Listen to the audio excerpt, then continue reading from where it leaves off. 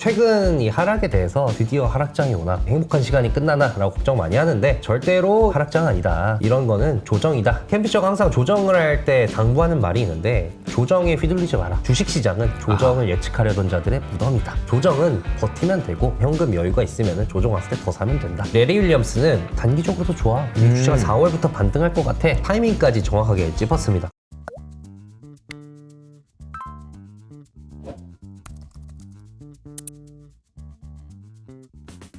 안녕하세요, 이호석입니다. 오늘은 에릭을 모셨습니다. 안녕하세요. 네, 안녕하십니까. 네, 지난달에는 제가 이제 그 파리에 있느라고 오랜만에 줌으로 오랜만에 줌으로 했을 때도 좋았는데 오늘은 이제 어떤 이야기를 해볼까요? 오늘은 제가 아마 2022년 이후로 가장 이 장을 신들린 듯이 맞추는 거장이 있는데 이분이 2년 만에 의견을 바꿨습니다. 2년 만에 유럽 좋은 것 같은데? 어허. 라고 이제 작년 말부터 유럽을 픽해가지고 네. 그 얘기를 제가 오늘 가져왔습니다. 운용 자산 재산 뭐 어마어마하죠. 대표적인 투자 거장 중에 한 명이고 PSR도 캠피셔가 만들었고 선거가 어쩌다 저쩌다 뭐 이런 얘기 하잖아요, 주식에. 그쵸. 이것도 가장 먼저 캠피셔가 제가 알기로는 얘기한 걸로 알고 있습니다. 그래서 2022년 이후 가장 적중률이 높은 거장 중 한 명이라고 저는 생각을 하고 있는데 네. 근데 하락장이 이제 한창일 때 거의 말미에 이제 상승장으로 전환할 거다. 상승장 온다 라고 해서 맞췄고 상승장만 맞춘 게 아니라 초기에는 성장주가 잘 나갈 거야. 멀티플 높은 주식이 잘 나갈 거야 라고 해서 흐름도 맞췄습니다.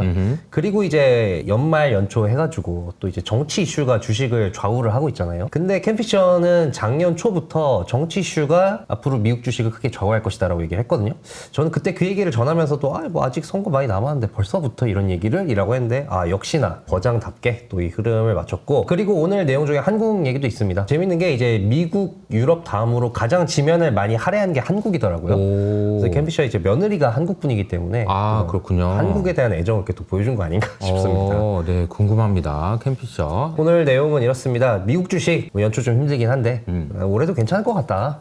올해 뭐 20%씩 오를 수 있다. 아주 긍정적으로 평가했고 네. 근데 이런 미국 주식보다 더 좋은 게 있으니 바로 유럽 주식이다. 유럽 주식이 굉장히 좋아 보인다 라고 얘기했고요. 그리고 앞서 말씀드린 것처럼 앞으로 한국에 대한 전망도 얘기했습니다. 한국을 뭐라고 얘기했을지. 우선 최근 이 하락에 대해서 사람들이 드디어 하락장이 오나 2년 동안에 이제 행복한 시간이 끝나나 라고 걱정 많이 하는데 절대로 이 하락장은 아니다.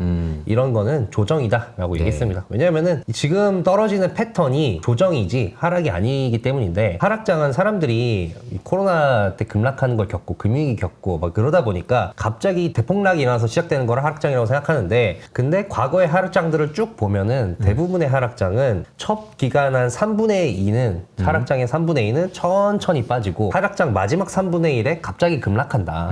이게 전통적인 하락장 패턴이기 때문에 지금 빠지는 거는 조정이라고 봐야지 하락은 아니다 라고 얘기를 했습니다. 지금 빠지는 거는 왜 조정인 거죠, 그러면은? 조정인 이유에 대해서는 조정은 보통 이런 무서운 뉴스와 갑작스럽게 나타난다. 그러니까 이번 조정도 갑자기 트럼프의 관세 하면서 갑자기 시장이 무서운 공포 심리가 조장됐잖아요. 그러면서 조정은 보통 이제 V자 패턴을 보이는데 조정의 특징은 시장 심리가 굉장히 빠르게 전환이 된다. 하락장 같은 경우는 하락장이 시작됐을 때도 사람들이 아직 희망의 끈을 놓지 않는다. 좀 빠지다 다시 오를 거야. 괜찮아. 그러면서 이제 슬슬 계속 쭉 빠지는데 조정은 반대로 급락하면서 망했다. 세상 망했다. 큰일 났다, 이렇게 이제. 된다는 거죠. 근데 이 조정은 다시 빠르게 반등을 다시 하는데 그 이유는 심리가 되게 빠르게 전환이 되잖아요. 빠르게 전환이 되는 심리는 오래 유지가 될 수 없다.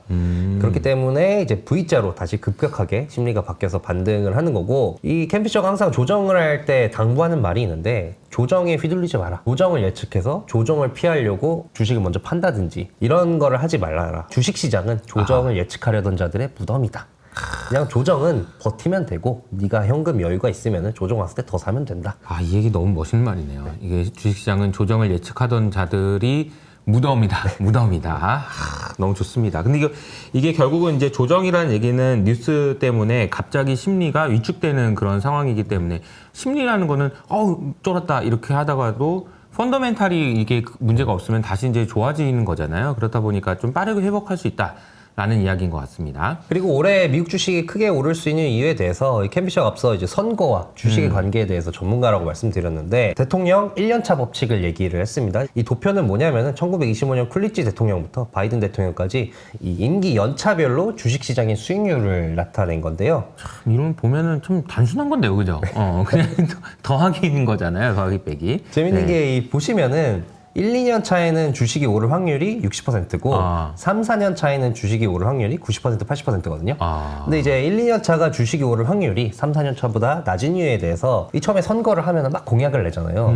근데 사람들이 대단한 공약을 믿고 기대를 했다가 막상 취임하면은 아무래도 이제 의회 구성도 있고 대통령이 마음대로 못하니까 그것 때문에 실망을 해서 1, 2년 차에는 3, 4년 차보다 좀 안 오르는 경향이 있다라고 얘기했습니다. 근데 그래도 1, 2년 차에 오르게 되면은 사람들의 그 기대를 뛰어넘는 뭔가를 하게 되면은 상당히 크게 오르더라라고 얘기를 합니다. 그런 면에서 이제 공화당 대통령 1년차 때 좀 주식이 안 좋은 경향이 크다라고 얘기합니다. 왜냐면 이제 보통 그렇게 생각하잖아요. 기대감이 많으니까. 그렇죠. 민주당 대통령은 반시장적이고 공화당 대통령은 친시장적이어서 뭔가 많이 할 거라고 생각을 하는데 막상 이제 취임하면 공화당 대통령이 맘대로 못하니까 1년 차에 조금 부진한 경향이 있는데 근데 그것도 1989년부터 시작해서 지금 쭉 보면은 공화당 1년차 때 하락한 게 그 아들 부시 1년차 때밖에 없었다. 2000년. 그렇죠. 2000년. 닷컴 버블 때네요. 그렇죠. 닷컴 버블도 있었고 이때 또 9.12도 있지 않았습니까? 그러네요. 그래서 이때를 제외하고는 공화당 대통령 때도 그러네요. 올랐기 때문에 충분히 지금 공화당 대통령 1년 차라고 하더라도 오를 가능성이 있다라고 캠피션 얘기하고 있습니다. 이 그림에서 저는 인상적인 게 이제 세 번째 3년 차일 때는 31년, 39년 제외하고 항상 올랐네요. 와, 이것도 대단한 기록이긴 하네요. 이제 3, 4년 차에 선거를 앞두고 있기 때문에 그러니까 또 다음 대통령에 대한 기대감이 또 생기는 거죠. 그러면서 이제 최근 트럼프 때문에 주식이 하락하고 있지 않습니까? 근데 캠피셔 오히려 이게 좋은 신호다라고 오히려 더 얘기를 좋아? 합니다. 네. 작년에 선거가 막 끝났을 때 캠피셔가 살짝 걱정을 했거든요. 지금 트럼프에 대한 기대가 너무 많이 올라왔다. 트럼프가 레드 수입을 하긴 했지만 이 마진이 너무 작아가지고 의회가 트럼프가 하던 대로 100% 전폭 지지를 못 해줄 수가 있다. 그래서 사람들의 높아진 기대감을 충족 못 시켜줄 수 있는데 지금 트럼프가 취임하고 나서 오히려 공포감이 불러일으켰기 때문에 이 걱정의 벽이 더 높아졌다는 거죠. 주식이 충분히 다시 오를 이 룸이 확보가 됐다라고 얘기를 합니다. 그러면서 이 사람들이 지금 관세에 대해 갖는 공포는 허상이다라고 얘기를 하는데 이런 표현이 저는 너무 좋은 것 같아요. 그냥 이제 그 대가들이 허상, 야, 그래 버리니까 아니 관세도 저도 질문이 많이 받고 많은 분들이 얘기하시지만 야 허상이야. 아 진짜 이게 대가나 할 수 있는 얘기 아니겠습니까? 뭐 그게 왜 허상이라는 거예요? 허상이라고 한마디로 끝나버립니다. 아하. 그러니까 관세하면은 가장 이제 사람들이 우려하는 게 인플레이션이잖아요. 관세는 물가에 영향을 주지 못한다. 왜냐면은 이 물가의 본질은 돈이 많냐, 물건이 많냐의 싸움이다. 돈보다 물건이 많으면은 물가가 떨어지는 거고, 아하. 물건보다 돈이 많으면 물가가 오르는 거다. 그래서 네. 코로나 때는 물건보다 돈이 많았기 때문에 오른 거고, 관세가 통화량을 늘리냐?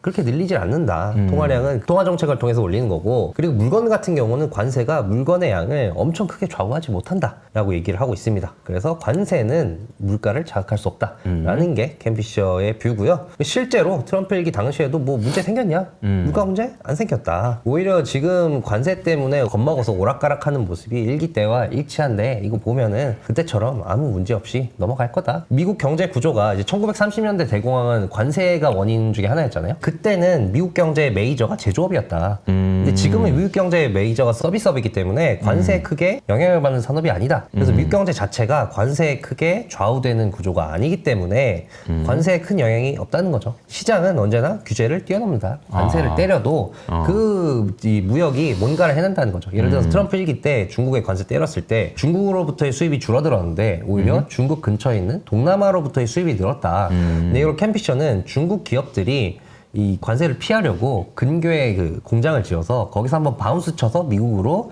수출한 거기 때문에 이런 식으로 시장은 언제나 규제를 뛰어넘을 거고 이번에 트럼프가 관세를 부과한다 하더라도 무역에 지장이 없을 것이다 라고 얘기를 하고 있습니다. 그리고 크게 오를 수 있는 이유에 대해서 어떻게 보면 상 단순한 얘기를 했는데 청개구리 법칙입니다. 이 오른쪽이 뭐냐면은 올해 이제 기관들의 연간 전망을 캠피셔가 총 망라한 거거든요. 네네네. 그래서 올해 이제 주식 수익률이 얼마 될지를 본 건데 중간값이 12%래요. 그러니까 12% 오를 리는 없다는 거죠. 저도 생각도 비슷합니다. 네, 왜냐면 이게 이 애널리스트들이나 이제 투자 전문가들이 바보라서 그런 게 아니라 이 주식은 항상 선반영을 하잖아요. 그쵸. 이런 연간 전망이나 뷰들이 주식들이 이미 선반영이 돼 있기 때문에 연초 이 연간 전망대로 주식이 가는 경우는 거의 없다. 그래서 그 반대로 가는 경우가 많은데 보시면은 20% 이상의 상승을 예상한 사람은 거의 없기 때문에 아마 오르면은 크게 오를 가능성, 20% 이상 오를 가능성이 있다라고 얘기를 하고 있습니다. 그리고 만약에 떨어져도 만약에 하락을 한다고 해도 크게 하락 안 할 거다라고 네. 얘기를 하는데요. 지금 뭐 버블 요인이 없다는 거죠. 사람들이 지금 이 버블이라고 얘기하는 것들을 캠피셔가 쭉 봤는데 크립토라든지 신재생 에너지라든지 AI 투자라든지 이런 거를 자기가 보니까 버블 가능성이 거의 없고 거의 없는 이 가능성에 만에 하나 이 버블들이 다 터진다고 하더라도 다 터져도 규모가 한 7조 달러 정도 된다. 근데 지금 2025년 전 세계 경제 이 성장 규모가 한 5조 달러, 명목으로 한 5조 3천억 달러 정도 되기 때문에 이 버블들이 다 커질 가능성이 없을 뿐더러 다 커져도 이게 뭐 어마어마한 규모가 아니기 때문에 버블 걱정하지 마라 라고 얘기를 하고 있습니다. 7조 달러면은 이제 미국 주식 시장이 대략 한 60조 정도 돼요. 그리고 이제 전 세계 주식 시장이 100조가 넘고요. 그리고 이제 여기는 지금 다른 것까지 다 더한 거잖아요. 그리고 네. 아마 몇 500조는 될 것 같아. 근데 그 중에 7조니까 그래. 저게 다 터져도 저게 다 터져도 그 1년 동안에 GDP가 또 5조 또 늘어난다라는 거잖아요. 그러니까 이제 괜찮다라는 얘기인 것 같습니다. 그럼 오늘의 주인공 유럽입니다. 아, 유럽이요? 왜 유럽을 픽했을까? 일단 미국도 나쁘진 않다. 그쵸, 좋다는 미국 거고요. 그 지난번 4분기 썰트네프를 보면은 이 미국 주식 매수 규모가 많이 줄었거든요. 근데 그 썰트네프는 미국 주식만 나오는 거다 보니까 아마 캠피셔의 뷰를 보면은 유럽 주식을 매수한 거 아닌가라고 생각이 드는데 이 도표는 존 템플턴 경의 유명한 명언이죠. 강세장은 염세주의 속에서 태어나서 회의주의 속에서 자라나다가 낙관주의 속에서 성숙하고 유포리아에서 죽음을 맞는다. 근데 이 패턴대로 보면은 처음에 강세장이 시작했을 때 염세주의, 회의주의 2단계에는 성장주가 잘 나간다.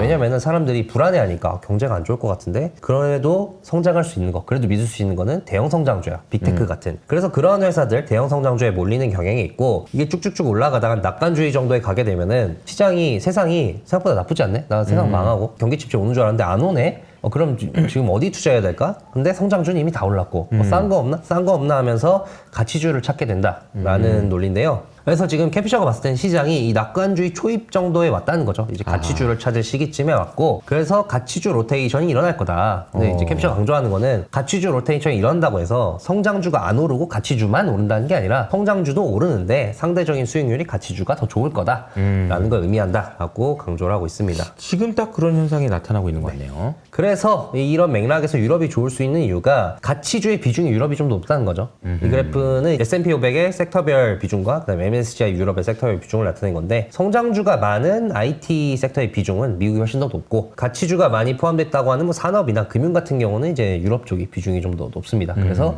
가치주 로테이션이 오면은 유럽이 혜택을 받을 수 있다라고 얘기를 하고 있습니다. 그리고 아마 이게 가장 유럽을 좋게 보는 이유 중에 하나라고 생각하는데 미국보다 유럽의 부정 심리가 훨씬 더 크다. 안 될 거라고 생각하는. 네. 이 도표는 이제 각 국가별로 투자자들이 그 국가의 주가를 어떻게 보는가, 주가 경제를. 미국을 가장 긍정적으로 보고 있고, 유럽이나 독일은 뭐 가장 안 좋게 보고 있죠. 실제로도 좋진 안 좋을 않죠. 거라고 생각을 할 수밖에 없는. 네. 그죠? 공장문 다 닫는다고 그러지 뭐 되는 건 없어 보이고 그런 상황이니까. 그죠? 관세에서 두드려 맞을 것 같고. 그쵸. 그런데 이제 캡션이 이렇게 말합니다. 유럽 그래. 경기 상황 암울하긴 해. 자기가 봐도. 근데 과연 사람들이 걱정하는 그만큼 암울한가? 아하. 그걸 한번 체크를 하자는 겁니다. 그래서 네. 영국부터 얘기를 하는데 영국이 지금 3분기 GDP가 정체돼서 사람들이 많이 두려워하고 그리고 지금 영국의 급여세도 올린다고 하고 급여세 우리나라로 치면 이제 보험료랑 소득세 같은 건데 요거 올린다고 하고 그리고 지금 인플레이션 우려 때문에 영란은행이 금리도 못 내릴 것 같고 이런 것 때문에 좀 걱정이 많이 되는데 실제 현실은 3분기 GDP 정체되긴 했지만 민간 소비와 기업 투자는 증가했다. 그러니까 문제가 없는 거고 과거에도 영국이 급여세 인상을 한 적이 있는데 그때 이 세율 인상으로 하락장이 왔느냐? 안 왔다. 그리고 지금 인플레이션 우려 때문에 금리 못 내릴 거 걱정하는데 대출이 지금 수준의 금리에서도 꾸준히 증가하고 있다. 영국은 금리 안 내려도 경제 잘 돌아가고 있기 때문에 네. 이 걱정은 기우라고 할 수 있다라고 얘기합니다. 영국에 대한 걱정은 하지 마라. 그리고 두 번째로 독일입니다. 독일 같은 경우는 사람들이 엄청난 침체에 빠질 거라고 생각하는데 네네. 횡보지 침체가 아니다 아하. 라고 얘기를 합니다. 밑에 그래프는 이제 독일의 분기별 GDP 성장률을 나타낸 건데요. 2022년 3분기 이후부터 독일의 성장률이 침체가 돼 있죠. 계속해서 지금 횡보를 하고 있죠. 아무것도 안 하고 있는 거야. 아무것도 성장도 안 하고 침체도 아니야. 이게 지금 몇 분기째예요. 그러니까 이게 되게 신기해요. 그래서 2020년 코로나 이후로 이거 다 더하잖아요. 이거 마이너스, 이거 플러스잖아요. 돈 없어요. GDP 성장이 없어, 아예. 6년째 없어, 6년째. 그렇죠. 그래서 거의 횡보를 하고 있는데 몇 년째. 근데 사람들은 지금 독일이 이렇게 될 것 같다. 또 그렇게 될 것 같다고 보는 코로나처럼 거죠. 이렇게 완전히 수직으로 박을 것 같다라고 걱정하는데 그건 아니라는 거죠. 횡보를 하고 있을 뿐이지 아주 급락하진 않는다라고 얘기를 하고 있습니다. 이런 게 이제 대표적인 정신 승리죠. 나 횡보야. 아니 성장을 못 해가지고 그런 게 아니고 횡보야, 침체 아니야, 이렇게 되는 거네요. 그리고 프랑스 같은 경우는 이제 재정 적자가 문제가 되고 있는데 밀트 그래프는 이제 프랑스의 GDP 대비 재정 적자인데 뭐 높은 편이긴 합니다. 과거에 비해서. 근데 과거에 이거보다 더 높은 시기 많이 있었다. 그리고 지금 프랑스 총리도 재정 적자 개선하겠다라고 얘기하고 노력을 하고 있기 때문에 이게 프랑스의 경제 운명을 좌우할 정도로 아주 큰 리스크는 아니라고 본다. 라고 얘기하고 있습니다. 대단한 정신승리입니다. 솔직히 이 그림을 자세히 보시면은 1978년부터 단 한 번도 재정 흑자 난 적 없고요. 매번 재정 적자가 났지만 아니 지금도 좋은 건 아니잖아요. 근데 예전엔 더 안 좋을 때도 있었다. 지금 나쁘지 않다.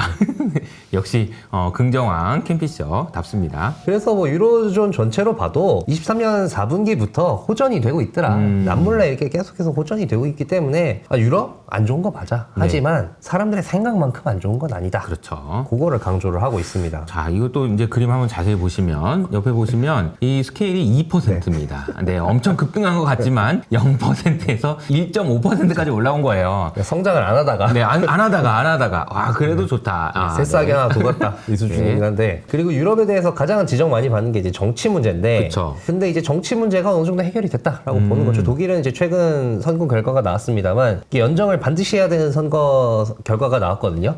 근데 이게 독일 정치에 있어서는 좀 복잡해질 수 있는데 시장은 이 교착 상태를 가장 좋아한다. 왜냐면 어느 한 당이 집권을 해버리면은 그 당이 원하는 법안들이 다 통과되면서 거대한 법안이 통과될 가능성이 있기 때문에 이 시장은 그 거대한 법안을 거대한 변동성이라고 생각해서 안 좋게 생각하지만 근데 이런 교착 상태는 거대 법안이 통과될 가능성이 낮기 때문에 시장이 좋아한다. 독일 선거 결과는 시장이 좋아하는 선거 결과가 나온 거고 이제 프랑스 같은 경우는 이제 정부와 국회에서 총리 임명을 두고 이 갈등이 굉장히 커졌거든요. 근데 이 갈등이 어느 정도 좀 잦아드는 모양새다. 국회도 새로운 총리에 대해서 좀 임명할 분위기고 이 갈등이 잦아들고 있고 그리고 가장 중요한 거는 작년에는 뭐 인류 역사상 선거가 가장 많은 해였잖아요. 근데 올해는 선거가 없다. 그래서 정치적 불확실성이 감소할 수밖에 없다라고 얘기합니다. 네, 여기까지가 대내적 요인이었고 대외적 요인은 이제 관세인데 유럽이 가장 많이 수출하는 게 미국 아니겠습니까? 미국이 관세 때리면 유럽 두드려 맞겠구나 생각하는데 캠피션 관세라는 거를 허상이라고 생각하고 있기 때문에 관세 공포를 별일 없을 거다라고 보고 있고 트럼프 1기처럼 흘러갈 거다라고 보고 있거든요. 이제 밑에 그래프는 MSCI 유럽, MSCI 세계지수, S&P 500 등의 트럼프 1기 당시의 주가 흐름을 보인 겁니다. 그래서 트럼프 1기에 이제 관세 때린다라고 얘기 나오니까 주가들이 다 하락했죠. 특히 유럽 주식이 안 좋았는데 근데 관세 공포가 어느 정도 해결이 되니까 유럽 주식이 점프를 했습니다. 그래서 아마 이런 흐름대로 갈 거다라고 캠피션은 보고 있습니다. 그리고 지금 유럽 주식이 과도하게 좀 할인됐을 것 같다라고 얘기를 하는데 이거는 좀 재밌더라고요. 캠피셔가 손실회피 편향이라고 하잖아요. 행동경제학에서 발견한 사람은 이득을 보는 것보다 손실을 보는 걸 더 싫어한다. 근데 이 손실회피 편향을 발견한 경제학자랑 예전부터 굉장히 친한 사이였고 같이 연구도 자주 했더라고요. 근데 연구를 한번 보니까 미국의 손실회피 편향이 한 2.5배 정도 되는데 유럽은 4배에서 6배다. 미국보다 훨씬 더 높다. 그래서 이런 유럽의 경향이 이런 유럽의 과도한 손실회피 편향이 주가의 할인에 영향을 줬을 가능성이 있다. 그래서 유럽이 이 걱정 때문에 과도하게 좀 주가가 눌렸다는 거죠. 그래서 캠피셔의 말대로인지 유럽 주식이 올해 좋습니다. 올해 유럽 주식과 S&P 500 그리고 MSCI 세계지수를 비교한 건데 유럽 주식이 이제 두 자릿수 상승을 지금 기록하고 있거든요. S&P 500과 MSCI 세계지수는 손실을 보고 있는데 유럽 주식은 지금 달리고 있다라는 걸 볼 수 있고요. 그리고 이제 한국 얘기도 한국 이야기요. 했는데 한국에 대해서 이렇게 평가했습니다. 한국 증시를 지금 짓누르는 두 개가 비상계엄 사태랑 경제인데 경제는 뭐 좋은 상황은 아니다. 좋은 상황은 아니다. 그렇다고 소비가 아주 나쁜 건 아니고 기업 투자는 좋다고는 말 못한다. 좀 오락가락하고 있다. 총 고정자본 형성도 보면은 막 좋았다가 안 좋았다 하는데 그리고 뭐 수출도 약세를 보였으나 최근에 상승세로 전환했고 그러니까 좋은 안 좋은 악재 호재가 좀 혼재된 상황인데 근데 이건 다 주가에 반영됐다는 거죠. 다 지금 한국 경제 이런 상황인 거 주식은 다 알고 있다. 그래서 가장 중요한 거는 지금 비상계엄 사태인데 탄핵 심판 결과를 예측하진 않았습니다. 예측하지 않았는데 탄핵 심판 결과가 분명해지면은 현재 증시 흐름이 더 좋아질 거다라고 예상을 했습니다. 이걸 불확실성으로 보는 거죠. 네, 그래서 이 비상계엄 사태가 오히려 한국의 법치와 제도가 건강하다는 것을 보여줬기 때문에 탄핵 심판 결과만 나오면은 뭐 앞으로 한국 증시 굉장히 좋을 것 같다라고 평가를 했습니다. 정리를 하자면은 이렇습니다. 가치주 로테이션이 일어날 거라고 보고 있고 가장 중요하게 본 게 걱정의 벽 아니겠습니까? 캠피셔가 이런 얘기를 하면서 투자의 본질에 대해서 언급을 했는데 투자의 본질은 현실이 얼마나 좋냐 나쁘냐가 아니라 현실과 기대의 괴리에 있다. 현실이 안 좋아도 기대가 더 안 좋으면은 주식은 오를 가능성이 있는 거다. 앞서 말씀드렸듯이 인간은 손실회피 본능이 있기 때문에 항상 이 디폴트 값이 현실을 실제보다 더 안 좋게 본다. 그래서 항상 주식이 오를 가능성이 있는 거고 버블일 때 그때만 이제 인간이 손실회피를 망각하는 아주 몇 안 되는 순간인데 그때만 제외하고는 보통 이제 손실회피 본능이 있기 때문에 주가는 언제든지 오를 룸이 있다. 그리고 걱정의 벽을 봤을 때 유럽이 가장 크고 한국도 있고 그리고 트럼프 때문에 미국도 생겼기 때문에 주식이 좋을 것 같다라고 예상하는 게 캠피셔의 논리라고 보시면 될 것 같습니다. 알겠습니다. 캠피셔의 끝판왕 긍정적인 뷰를 잘 봤습니다. 뭐 안 좋은 것도 어떻게든 괜찮아. 반영됐어. 더 좋아질 거야. 이렇게 생각하면서 좋아질 수 있다는 점. 특히나 이제 우리나라 시장에 대해서도 긍정적으로 봤다라는 점은 좀 의미가 있지 않나라는 생각이 듭니다. 두 번째 주제는 롬바론이에요. 사실은 롬바론 아저씨 호호 할아버지라고 이제 에릭이 설명해 주잖아요. 많이 기다렸습니다. 특히나 요즘 같은 때 테슬라 때문에 모든 사람들이 힘들어하는 이때 롬바론 아저씨의 말을 이제 들어보지 않을 수가 없죠. 또 이런 위기의 순간에 롬바론 아저씨가 나와서 희망을 주고 가셨는데 앞서 이제 캠피셔가 긍정의 끝판왕이라고 말씀하시지 않았습니까? 그거보다 더 끝판왕, 긍정의 황제라고 할 수 있죠. 긍정의 황제. 네. 그래서 이분의 제가 월가의 호호 할아버지라고 한 이유가 항상 뭐 긍정이고 그리고 뭐 오늘 얘기 들어보면 아시겠지만 뭐 금융위기가 터지고 나서도 투자를 했대요. 터지고 난 직후에도. 그래서 항상 또 이분 사진을 검색해 보면 이렇게 웃는 사진밖에 없습니다. 네. 정말 행복하게 정말 투자하시는 웃고 분입니다. 있어요. 네. 그래서 이 긍정의 끝판왕답게 초장기 투자자입니다. 뭐 주식 5년, 10년 가지는 게 아니라 한 1980년대부터 투자해서 지금까지 들고 있는 주식도 있을 정도로 굉장히 초장기 투자자고 그리고 이제 특이한 점 중에 하나가 관상형 투자자라고 제가 이름을 붙였는데 보통 우리가 이제 주식을 투자할 때 기업이 재무 상태가 어쩌고 BR이 어쩌고 앞으로 비즈니스 모델이 어쩌고라고 하는데 롬바론이 주식 투자할 때 가장 중요하게 생각하는 거는 바로 창업자. 이 사람이 다음 댐댐이가 되는지 성공할 놈인지 판단을 해서 이 사람 내 돈 맡길만 하다. 얘 성공할 놈이다라고 생각하면 투자하는 것으로 유명하고 그래서 이렇게 가장 크게 믿는 인간이 바로 일론 머스크입니다. 일론 머스크의 뭐 멘토 역할이라고 할 수 있을 정도로 항상 일론 머스크가 무슨 일을 해도 방송에 나와서 항상 일론 머스크 쉴드를 쳐주는 대표적인 일론맘이라고 볼 수 있고 그래서 이런 거 들으면 뭐 주식 진짜 엉성하게 하네 라고 하실 수 있는데 지난 15년인가 20년 동안 QQQ를 이긴 뮤추얼 펀드가 2개 있는데 그 2개 다 롬바론 펀드라고 합니다. 정말요. 네, 그만큼 또 실적으로도 증명한 사람이다라고 볼 수 있겠습니다. 대충 하는 것 같지만 대충 하는 게 아닌 거죠. 네. 관상형 투자라고 하니까 영화 관상이 갑자기 생각납니다. 송강호가 그때 이런 얘기를 하잖아요. 내가 파도를 보는 게 아니고 바람을 봤었어야 되는데 이런 큰 흐름을 본다라는 거잖아요. 롬바론 아저씨는 정말 진짜 큰 흐름을 보시잖아요. 네, 작은 거 막 뭐 됐어 뭐 이런 느낌이잖아요. 한번 얘기를 들어볼까요? 오늘 내용은 이제 롬바론의 단독 인터뷰와 최근 공개된 롬바론의 이 주주 서한을 토대로 만들었고요. 네, 오늘 내용은 이렇습니다. 이런 하락 대통령 취임 연례 행사야. 너무 걱정하지 마. 그래서 괜찮고 오히려 지금 테슬라 안 좋은데 올해 한 중반부터 테슬라 시즌2 시작된다.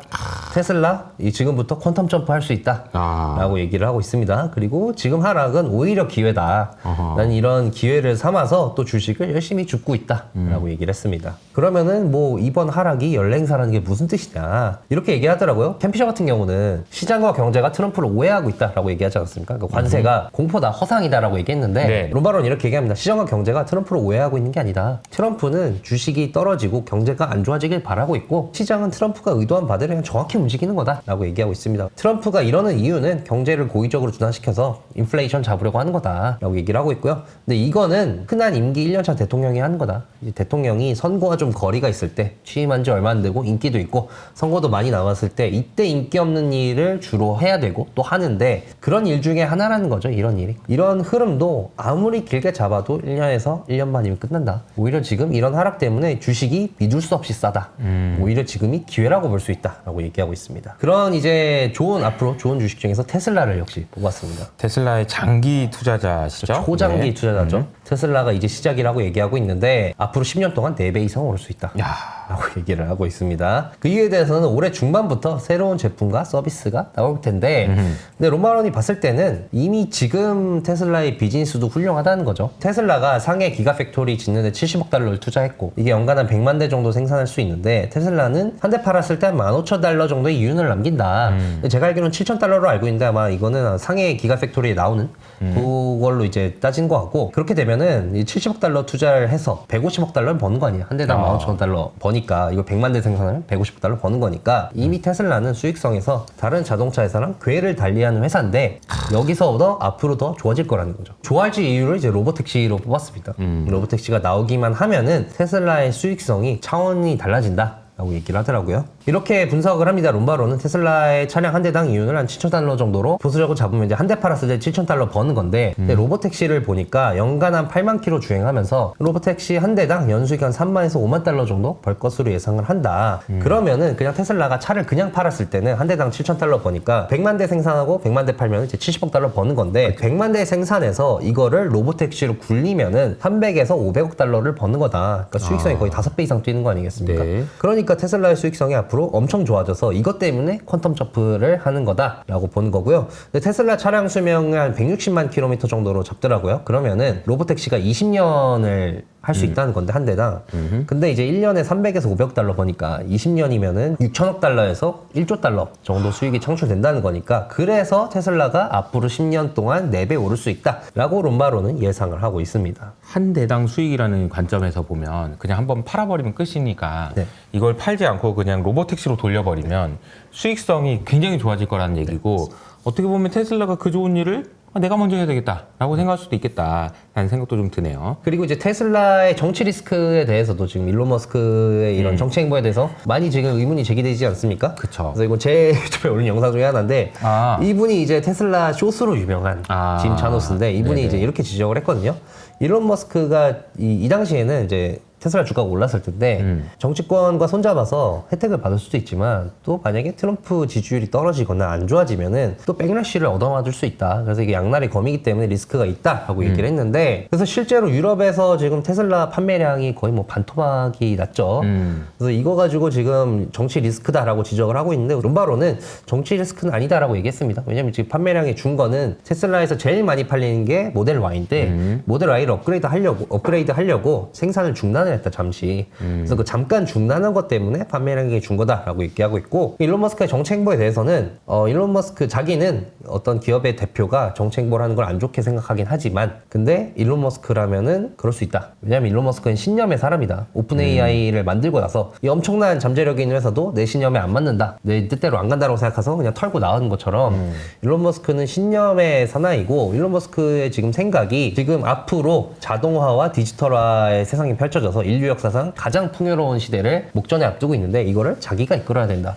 아하. 그리고 그 시대로 가고 또 지구가 지금 환경오염에서 살아나려면은 미국이 패권을 유지를 해야 된다. 근데 미국이 패권 유지하려면은 강한 군사력이 있어야 되고, 근데 강한 군사력이 있으려면은 경제가 강해야 되는데 그거를 이제 일론 머스크가 미국의 경제를 강하게 하려고 지금 이런 정치 행보를 보이는 거 아닌가? 그러니까 미국 패권을 유지시켜서 풍요의 시대를 열고 또 지구도 구하고 그래서 그러려고 일론 머스크가 이런 행보를 하는 거라고 믿는다. 일론 머스크는 신념의 사람이다라고 하면서 역시나 또 이렇게 쉴드를 쳐줬습니다. 테슬라를 아주 좋게 평가를 했는데 테슬라보다 이게 더 오른다. 스페이스X를 네. 얘기했습니다. 스페이스X 같은 경우는 지금 뭐 가입자가 460만 명인데 그 스타링크 가입자가 지금 광대역 인터넷의 혜택을 못 받는 인구가 한 지구상에 한 25억 명 정도 된다고 해요. 시장이 앞으로 무궁무진하고 그리고 지금 뭐 스타링크를 그 일본이나 캐나다나 뭐 유럽 일부 국가에서는 통신사에서 스타링크를 활용해서 서비스를 하려고 하고 있고 항공사들도 스타링크를 쓰려고 하고 있고 그리고 국방부랑도 뭐 계약을 하고 있고 그래서 스페이스X 같은 경우는 또 이제 무중력 실험실을 좀 만들려고 랩실을 만들려고 하는데 이것도 어마어마한 가치를 지니고 있다. 그래서 앞으로 내가 봤을 때는 뭐 10배는 기본으로 오르고 일론 머스크는 30배 오른다고 하더라. 스페이스X 아주 좋게 평가했고요. 그리고 XAI 그로그로 유명하지 않습니까? 네. 이거 역시도 지금 오픈 AI랑 밸류에이션이 7배 차이 난대요. 그 말인 즉슨 더 오를 가능성이 있다. 근데 이거 두 개가 비상장인데 롬바로는 스페이스X랑 XAI의 초기 투자자거든요. 그래서 또 깨알같이 자기 홍보를 했는데 사고 싶어도 못 산다. 근데 방법이 있는데 롬바론 뮤추얼 펀드 사면은 스페이스X랑 XAI 간접 보유할 수 투자할 수 있다. 네. 나한테 돈 주면. 그렇죠. 그래서 깨알 홍보를 또 했습니다. 그렇군요.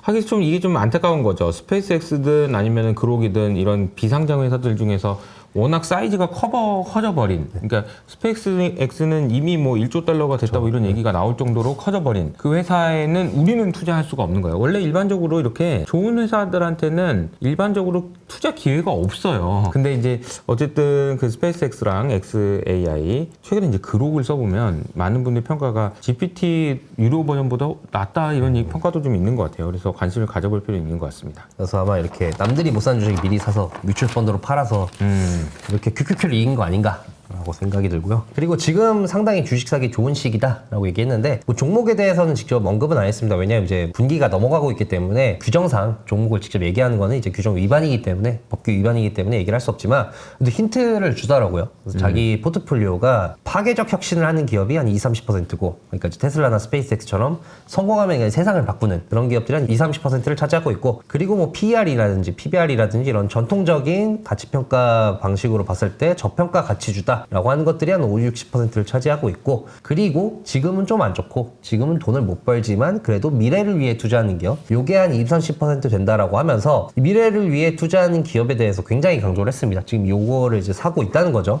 그래서 이 기업에 대해서는 단기적으로 어렵거나 한 2-3년 돈 못 벌 수는 있다. 네. 그래도 미래를 위해 투자하고 있고 이 기업들이 미래를 위한 투자에 성공하면은 대체 불가능한 자산을 보유하게 된다. 상당히 좋은 기업들이기 때문에 이런 기업들이 지금 많이 떨어져 있어서 지금 이제 매수하면 상당히 좋을 것 같다라는 식으로 얘기를 했습니다. 이렇게 어려운 상황에서 미래를 위해서 투자하는 회사들. 네. 대표적으로 베일리조트를 얘기를 했습니다. 베일리조트 이제 스키 리조트를 하는 기업인데 스키장만 있는 게 아니라 이제 서구 같은 경우는 아예 그냥 이제 스키 시즌이 되면은 숙박을 하면서 몇 주 혹은 몇 달 지내면서 스키를 타는 그런 휴양 문화가 있는데 그런 휴양 문화를 충족시키기 위해서 스키장 뭐 이 숙소 식당 하면 마을 자체를 하나 꾸려버리는 겁니다. 스키 빌리지를. 그래서 그런 사업을 하시는 기업이라고 보시면 될 것 같고요. 기업의 주가가 2022년 이후부터 좋지가 않습니다. 그러네요. 우하향하고 있는데 이 기업의 주가가 좋지 않은 이유는 이 실적을 보면 바로 티가 나는데 실적 성장 못했습니다. 23년, 24년 성장을 못했고 우리 코로나 특수 때는 성장을 좀 하다가 코로나 특수가 끝나니까 성장을 못하는 게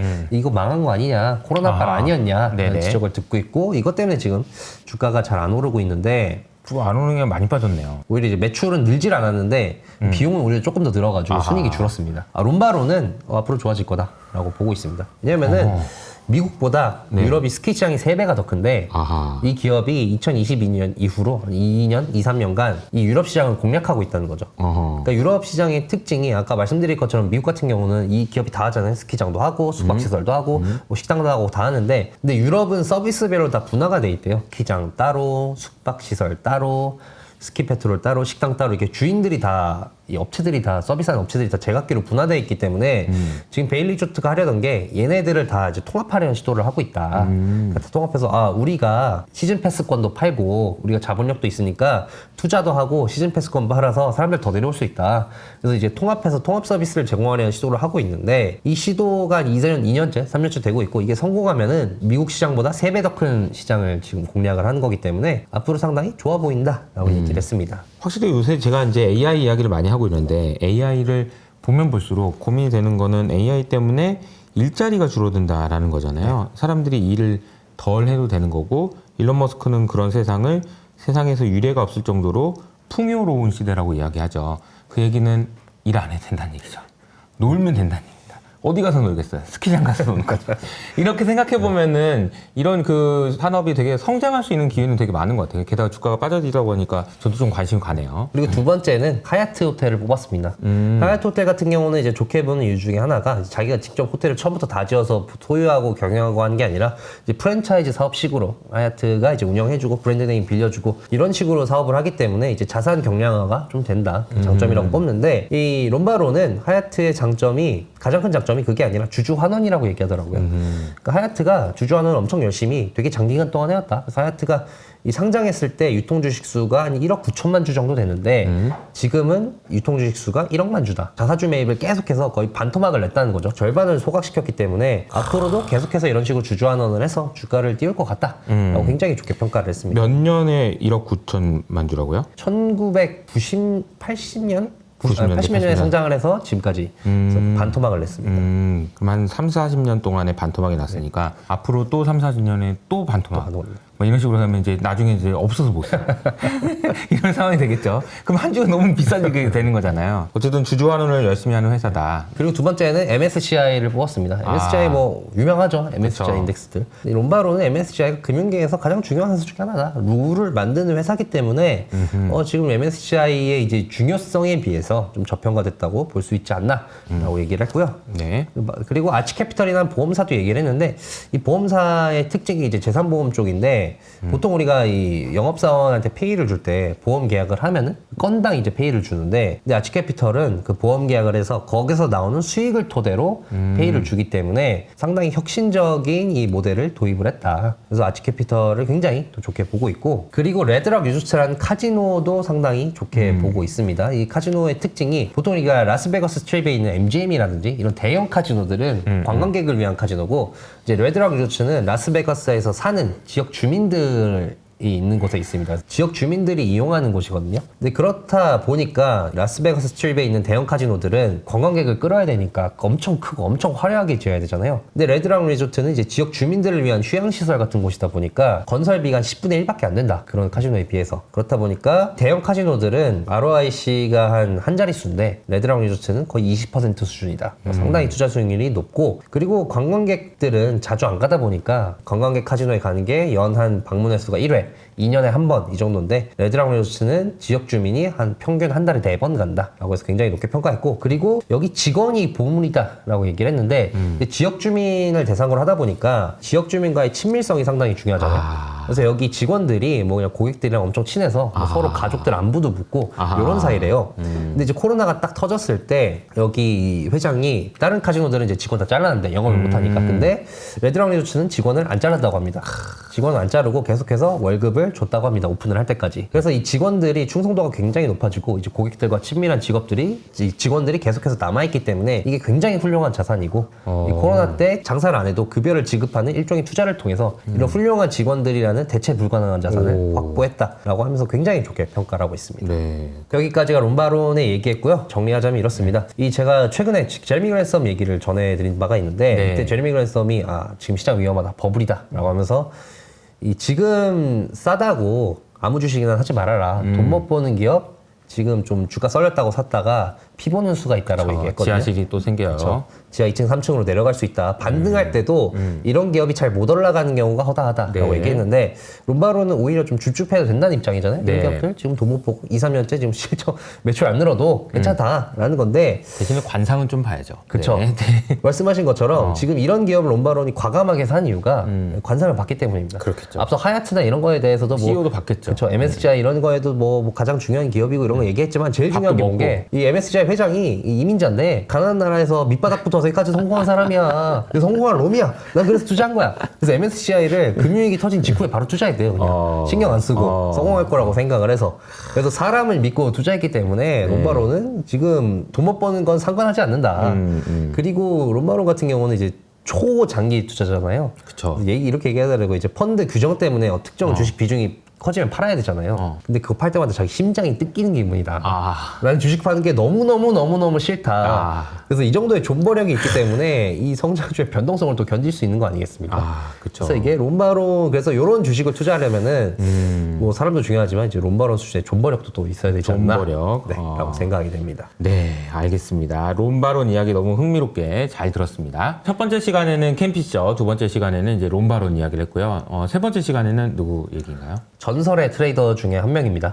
에리 윌리엄스라는 분인데 네. 앞서 롬바론이 이제 장기적인 얘기를 해서 장기적으로 긍정적이라고 했다면 이 레리 윌리엄스는 단기적으로도 좋아. 주가가 4월부터 반등할 것 같아. 라고 타이밍까지 정확하게 짚었습니다. 좋아요. 그 얘기를 4월부터. 전달해 드리려고 하고요. 오늘의 주인공 레리 윌리엄스는 제가 이호석 아카데미에서도 과거에 소개해 드린 적이 맞아요. 있는데 전설의 트레이더죠. 1987년 투자 월드컵, 그러니까 실투대회인데 이 실투대회는 뭐 우리나라 실투대회들은 계좌 여러 개 돌리면서 하나 터지면은 뭐 그걸로 그걸로 하고 하는데 이거는 그냥 계좌 하나만 가지고 1년 동안 쭉 운영해서 그걸로 이제 평가라는 대회거든요. 근데 이때 당시 이제 $10,000로 시작을 해서 1년 만에 $100,000로 100배를 불린 어마어마한 실적이고, 근데 이제 1987년인데 이때 블랙 먼데이가 있었잖아요. 블랙 먼데이 터지기 전에 $200,000,000였대요. 엄청난 이 인간 돈 복사기의 위력을 보이면서 아직까지도 깨지지 않는 기록을 세운 전설적인 트레이더고, 트레이딩 고인물이다 보니까 뭐 윌리엄스 알 같은 지표도 본인이 만들었고, 뭐 오실레이터라든지 맥디라든지 이런 거 만든 사람이랑도 친합니다. 그래서 뭐 차트 지표를 만든 거의 뭐 고인물이라고 볼 수 있고, 그리고 오늘 내용에만 핵심 아닐까 싶은데 레리 윌리엄스는 사이클의 대가입니다. 그래서 우리가 시즈널리티라고 얘기하잖아요. 뭐 1년 이 보면은 뭐 4월에 오르고 몇 월 떨어지더라. 근데 그런 거에 거의 시초격 인물이고 뭐 이런 사이클의 대가라서 이거를 토대로 이제 투자를 한 사람이고, 그리고 이제 재밌는 이력이 있는데 딸이 이제 영화배우 미셸 윌리엄스거든요. 네네.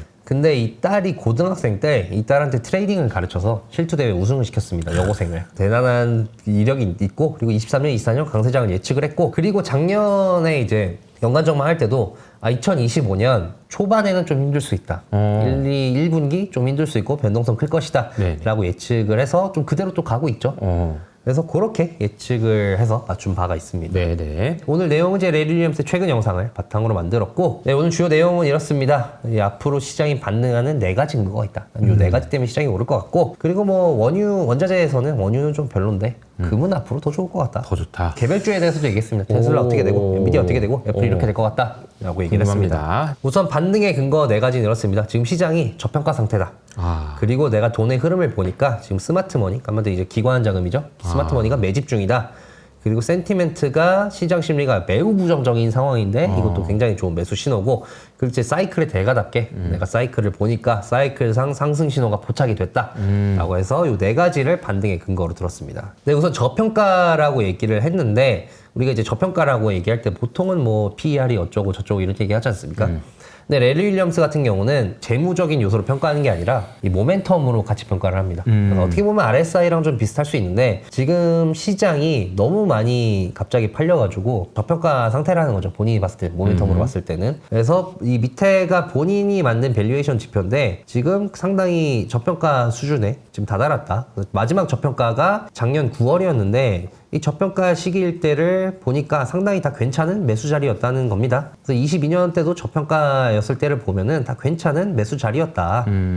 내 말이 맞다 이런 느낌이네요. 20년 역시도 다 이게 좋은 매수 자리지 않았느냐. 그러니까 이런 신호가 뜨면 상당히 좋은 매수 자리라는 거다. 근데 지금 떴다라는 거고요. 근데 이게 되게 재밌는 게 펀더멘탈을 밸류에이션을 안 하고 모멘텀으로 모멘텀으로 내가 가치 평가를 해봤거든 이런 거잖아요.